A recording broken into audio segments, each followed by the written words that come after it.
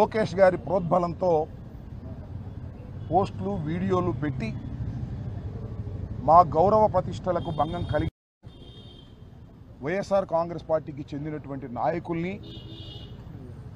తీవ్ర అసభ్య పదజాలంతో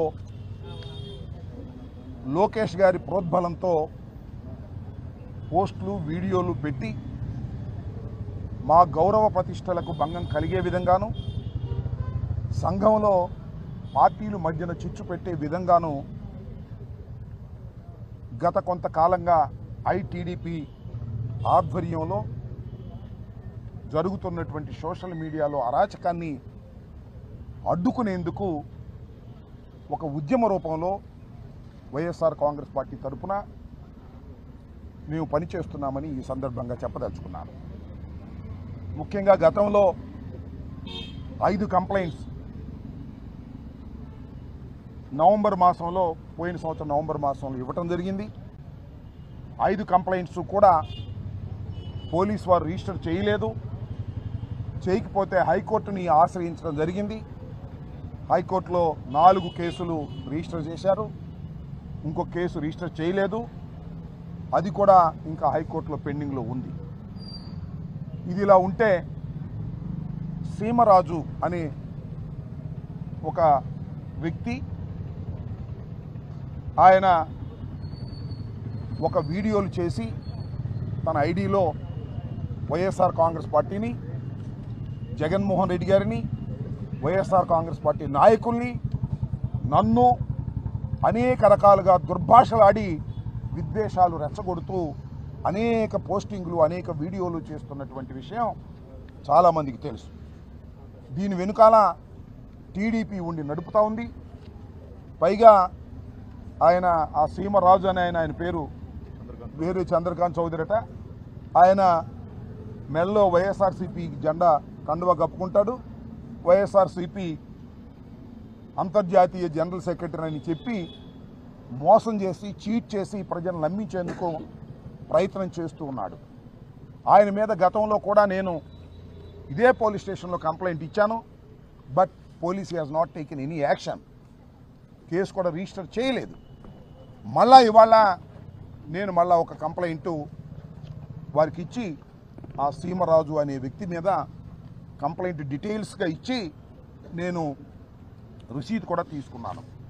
ఎందుకు రసీదు తీసుకున్నానంటే పోలీసు వారు రిజిస్టర్ చేయరని, చేయకపోతే న్యాయస్థానాలను ఆశ్రయించవలసిన అవసరం ఉంటుందని రసీదు తీసుకున్నాను. రసీదు ఇవ్వటం అనేది వారి డ్యూటీ.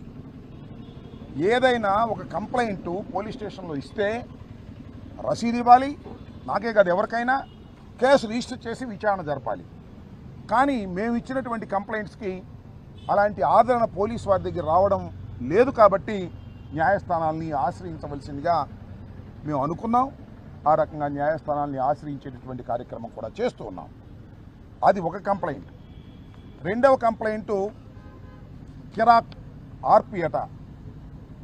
అతను కూడా నా మీద చేస్తున్నాడు, గౌరవ మాజీ ముఖ్యమంత్రి గారి మీద చేస్తున్నారు, రోజా గారి మీద, వైఎస్ఆర్ కాంగ్రెస్ పార్టీ కార్యకర్తల మీద, నాయకుల మీద విచ్చలవిడిగా బూతులు వాడేటటువంటి ప్రయత్నం చేస్తూ ఉన్నారు. నేను ఈ మధ్యన పార్టీ ఇన్ పర్సన్గా న్యాయస్థానానికి వెళ్ళి 4 కేసులు రిజిస్టర్ చేసే విధంగా చేస్తే నేను న్యాయస్థానానికి వెళ్ళడాన్ని కూడా అసభ్యంగా బూతులు తిడుతూ వీడియోలో చేసి పెట్టారు. ఇది నిజానికి చట్ట ప్రకారంగా న్యాయస్థానాన్ని కూడా కించపరిచే విధంగా ఆ కిరాక్ ఆర్పి అని ఆయన మాట్లాడటం జరిగిందని ఈ సందర్భంగా నేను చెప్పదలుచుకున్నాను. వీరందరి మీద సోషల్ మీడియాలో ఎవరైతే వైఎస్ఆర్ కాంగ్రెస్ పార్టీ మీద దూషణ భూషణలు చేస్తున్నారో, చట్ట వ్యతిరేకంగా మాట్లాడుతున్నారో వారందరి మీద కేసులు పెట్టవలసిందిగా మేము కంప్లైంట్ చేస్తే పోలీసు వారు దాని మీద దృష్టి పెట్టడం లేదు.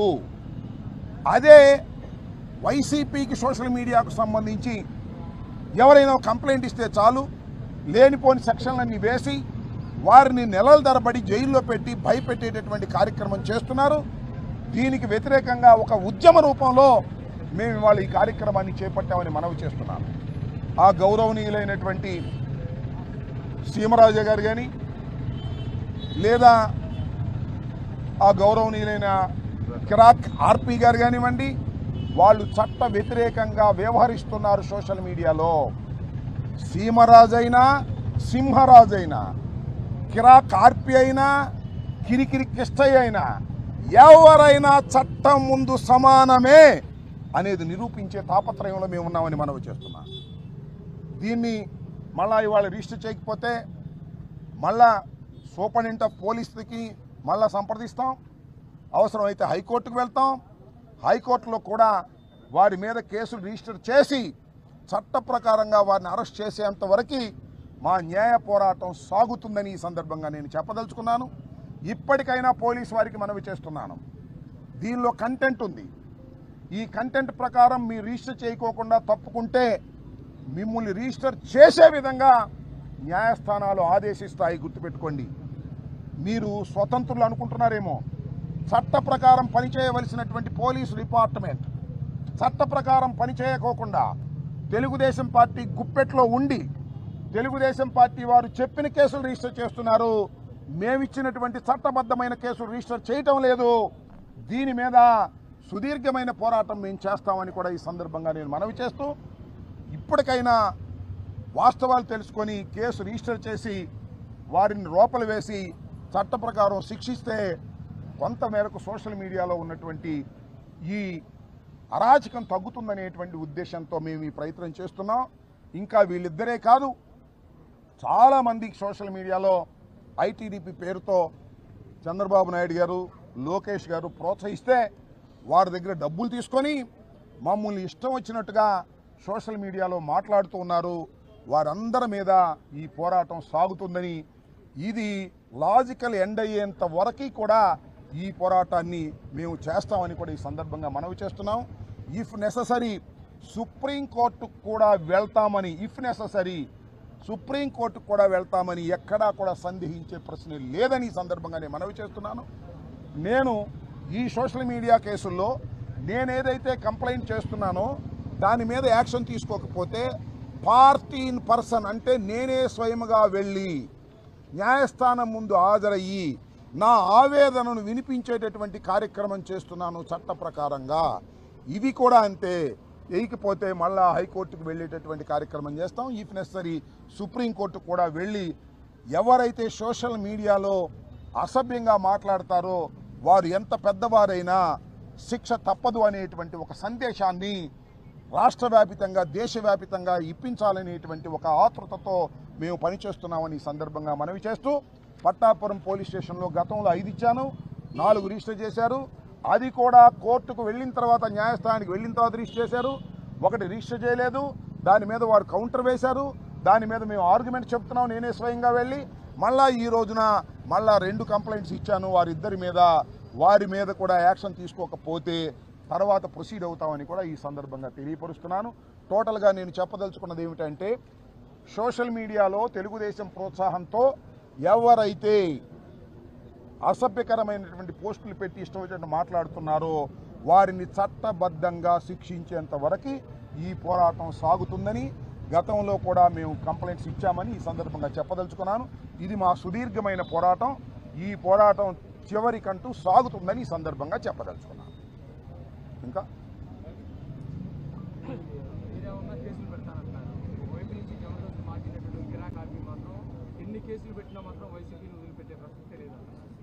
అతను ఏమంటున్నాడు ఏమిటనే విషయాలు నేను పట్టించుకోను. అతను ఆ కిరాక్ ఆర్పి అని ఆయన పేరు వరప్రసాద్ ఏదో అన్నారు. ఆర్పి అంటే రాంప్రసాద్ అంట. ఆయన జబర్దస్త్లో ఇంతకుముందు ప్రొఫెషనల్ ఆర్టిస్టు. ఆయన్ని జీతానికి పెట్టుకున్నారు లోకేష్ గారు అని మాకున్న సమాచారం. ఆయన వదిలిపెట్టడా అంటే చట్టం మాత్రం ఆయన వదిలిపెట్టదు. చట్టం మాత్రం ఆయన వదిలిపెట్టదని తెలుసుకునే లోపల ఆయన చాలా నష్టపోతాడు. అది నేను చెప్పదలుచుకుంది. కిరాక్ ఆర్పి అయినా, ఆ సీమరాజు అని ఆయన ఎవరైనా, ఇంకా ఎంతమంది ఉన్నా చట్ట ప్రకారం ప్రవర్తించవలసిందే. చట్ట ప్రకారం ప్రవర్తించకపోతే పోలీసులు వారి చేతిలో ఉన్నారనో, హోంమంత్రి గారు లోకేష్ గారు కాపాడతారనో మీరు అనుకుంటే అది మీ పిచ్చి భ్రమ. వీటన్నిటికన్నా మించి న్యాయస్థానాలు ఉన్నాయి. న్యాయస్థానాల నుంచి కూడా మేము ఆర్డర్స్ తీసుకొస్తాం. చట్ట ప్రకారం కరెక్ట్ కాబట్టి న్యాయస్థానం ఆదేశం ఇచ్చిన తర్వాత ఎవరైనా కిరాక్ ఆర్పీనైనా ఇంకోళ్ళైనా నన్నైనా నిన్నైనా ఎవరి మీదైనా కేసు పెట్టవలసిందే. దాన్ని ఏదో రుచి చూపించేటటువంటి ప్రయత్నమే ఇది చేస్తున్నాం. కాకపోతే ఒక రోజు అటు ఇటు కావచ్చు, 2 రోజులు అటు ఇటు కావచ్చు, కానీ చట్ట ప్రకారం వారు శిక్ష పడక తప్పదు అని మాత్రం నేను చెప్పదలుచుకున్నాను. దాన్ని నిరూపిస్తానని కూడా చెప్పదలుచుకున్నాను. ఇటీవల ఏదైతే వైసీపీ కార్యకర్తలు ఉన్నారో వాళ్ళు ఇచ్చిన కంప్లైంట్స్కి ఈ మధ్యన హోంమంత్రి గారు గుంటూరు వచ్చినప్పుడు మేము తెలుగుదేశం వారు ఇచ్చినా వైసీపీ వారు ఇచ్చినా ఎవరిచ్చినా కంప్లైంట్స్ రిజిస్టర్ చేస్తాం అన్నారు. తేలిపోదుగా. నేను 5 ఇచ్చా, ఇందాక చెప్పాగా. 5 ఇస్తే ఒకటి కూడా రిజిస్టర్ చేయలే. ఎప్పుడు 11వ నెలలో ఇచ్చా. జనవరిలో కోర్టుకు వెళ్ళా. జనవరి ఫస్ట్ తారీఖున వెళ్తే 4వ తారీఖు రిజిస్టర్ చేశారు కోర్టుకు వెళ్ళిన తర్వాత. అంటే కోర్టుకు వెళ్తే తప్ప వాళ్ళు రిజిస్టర్ చేయటం లేదు అని చెప్పడానికి నాదేగా ఉదాహరణ.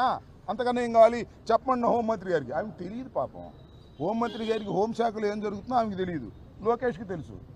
ఆమె మైకు ముందే హోంమంత్రి తప్ప నిజానికి హోంమంత్రి కాదు. హోంలో హోము, ఇక్కడికి వచ్చిన తర్వాత మైకు ముందు. ఆమెకి ఏమీ తెలియదు పాపం. తెలియని ఆమె గురించి నేను కామెంట్ చేయడం కూడా మర్యాద కాదు.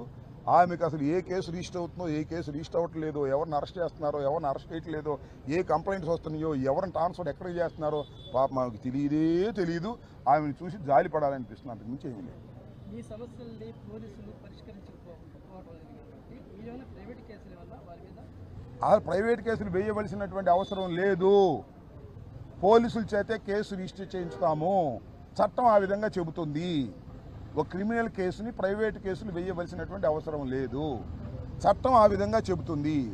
ఒకటి మరొకసారి నేను ఆంధ్ర రాష్ట్ర ప్రజానీకానికి తెలియపరుస్తున్నా. పోలీస్ స్టేషన్లో ఏదైనా ఒక కంప్లైంట్ ఇస్తే అది కాగ్నిజబుల్ అఫెన్స్ అయితే రిసీద్ ఇవ్వాలి. కాగ్నిజబుల్ అఫెన్స్ కాకపోతే రిసీద్ ఇవ్వాలి. మాకు ఇచ్చారు ఇప్పుడు రిసీట్. దీని మీద ఎక్నాలజీ చేసి దాన్ని ఇమీడియట్గా రిజిస్టర్ చేయాలి. రిజిస్టర్ చేసి ఇన్వెస్టిగేషన్ చేయాలి. ఇన్వెస్టిగేషన్లో ఫాల్స్ వస్తే తీసేయాలి. రిజిస్టర్ చేయకోకుండా మేము తప్పుకుంటామంటే మాత్రం అది చట్ట వ్యతిరేకం. Any case must be register. Crime number ఇవ్వాలి, డైరీలో నోట్ చేసుకోవాలి. ఇది చట్టం. చట్ట ప్రకారం వ్యవహరించని ఏ పోలీసు అధికారినైనా శిక్ష పడేటట్టు చేస్తాం. That is the beauty of law. That is the beauty of constitution. కాబట్టి ఎవరైనా ఎంత పెద్ద ఆఫీసర్ అయినా ఖచ్చితంగా కంప్లైంట్ ఇచ్చిన తర్వాత రిజిస్టర్ చేయకపోతే దాని మీద చాలా సీరియస్ యాక్షన్ ఉంటుంది. ఇవాళ ఇమీడియట్గా జరగకపోవచ్చు. కోర్టుకు వెళ్తాం, న్యాయస్థానాల్లో వాటిని ఆదేశాలు తీసుకొస్తాం. ఆ విధంగా ఫైట్ చేస్తాం. ఆ ఫైట్ చేసే శక్తి మాకుంది, ఆ ఫైట్ చేసే గుణం మాకుంది. చివరి కాక కూడా ఇది పోరాడతామని ఈ సందర్భంగా మనం